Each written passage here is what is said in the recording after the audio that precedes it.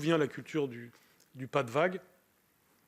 Je pense que c'est un état d'esprit qui, d'ailleurs, n'est pas l'apanage de l'éducation nationale, qui a plusieurs sources d'un degré de... Comment dire, qu'on peut condamner à des degrés divers. Le degré le moins fort de condamnation qu'on peut avoir, c'est quand les gens simplement cherchent à résoudre les problèmes, une sorte de principe de subsidiarité, parfois mal compris, mais en tout cas qui est que ce qu'on peut régler localement, on n'a pas de raison d'aller reporter plus haut. Et parfois, c'est pas complètement faux. C'est-à-dire que, bien sûr, que sur les petits sujets, les petites questions, les petits problèmes, le but n'est pas d'encombrer le système, en quelque sorte, par les petits faits.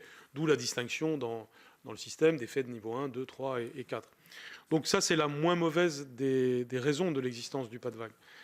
Après, il y a eu longtemps le fait que, sans doute, l'évaluation, le système avait des mécanismes d'évaluation qui n'encourageaient pas les bons comportements.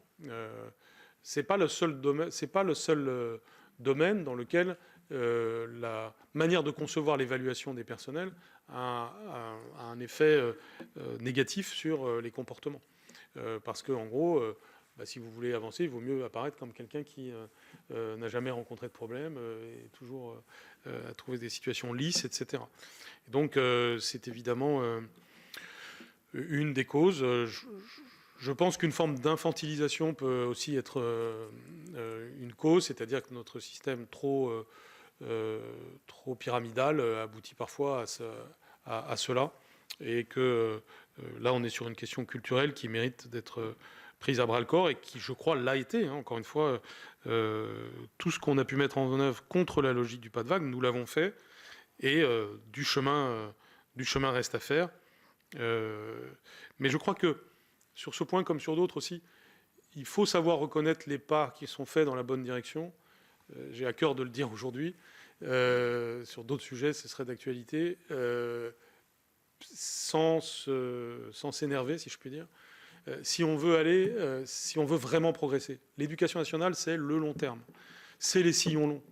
Quand il y a des choses qui, sur 20 ans, 30 ans, ont dysfonctionné, on ne peut pas s'attendre à ce qu'en 3 ans, 4 ans, 5 ans, tout s'améliore parfaitement. On peut faire des effets de discours là-dessus, mais la réalité, c'est qu'on arrive dans la durée et par des effets de continuité. C'est d'ailleurs